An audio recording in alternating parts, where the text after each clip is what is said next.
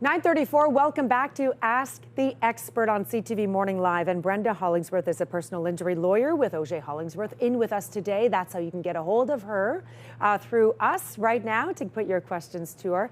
Brenda, let's talk about the winter season. I know we started there talking a little bit about fall, and this is almost mid-October. The winter season and that weather can creep up on us even before Halloween. Let's talk about a couple things we should prep for now. Well, one of the things you mentioned, your husband just signed the snow removal contract. Yeah. That is something that a lot of people are doing right now. And what we have found is that a lot of people don't actually understand their obligations when they have a snow removal company. A lot of people think, well, I've signed a contract with somebody to remove snow. That's really all I have to do to meet my obligations. But if you read the contract that you're being offered, there is probably a minimum amount of snow that has to fall before your snow removal company shows up. Sometimes it's 3 centimeters, sometimes it's 5, sometimes we've seen 7. Wow. So it really depends. And obviously, the higher the amount, probably the less you pay. But before the snow removal company comes, you are still responsible for the safety of your property. So people can slip and fall in, 2 or 3 centimeters, especially if there's been freezing rain or a freeze thaw, and then there's a dusting of snow over top.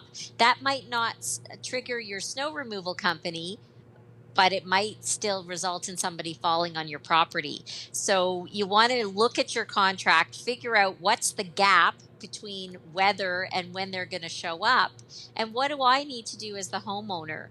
Often that means salting and sanding, possibly not heavy shoveling, but you probably still are going to have to salt and sand in a lot of situations. So make sure you know that. Yeah, that's an important one. That's a really good point. Yeah, especially because they might do your laneway, but they don't come up onto your steps or your front door to get the snow out of there.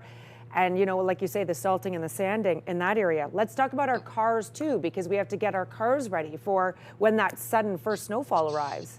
Right. And we're often surprised. I think it was either last year or the year before. It was well before Thanksgiving well before Halloween that we had our first significant snow. So could be any time now. Snow tires, obviously, everyone should have snow tires.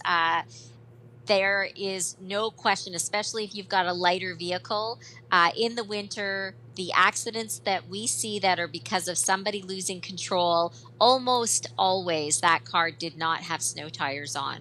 So you want to make sure you do that. I don't know about you, but this year with COVID, we didn't actually take our snow tires off until quite late. We drove on them for a long time. It might have been May or June before we got around to getting them off. So make sure you look at your snow tires or have the installer look at them to make sure that you didn't wear them down driving them into the summer. Yeah. Make sure, snow tires are only useful if they've actually got the tread still on them. So you want to double check that for sure. The other thing is your brush to get rid of that snow. Again, it could come anytime and you could be surprised by it. And if you're out and you don't have the brush, you could be in a situation where you're looking out of a tiny little window to see, and you're not going to see the peripheral stuff where you're going to have snow falling off the top of your roof onto your windshield.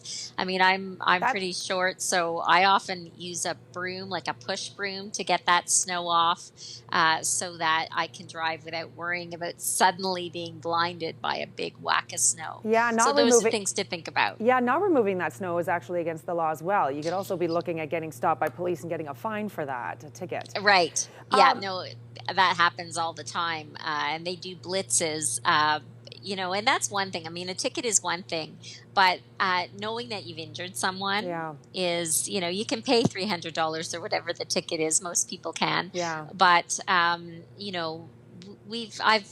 examined many people who are responsible for really badly injuring someone, and it's something you don't get over. Yeah, I can imagine. All right, we're going to take a quick break here. Brenda is sticking around, so if you have any questions, there's all the information on your screen. She's ready to answer them for you. 613-789-6559, extension 2803, ottawa.morning@ctv.ca. Back after this.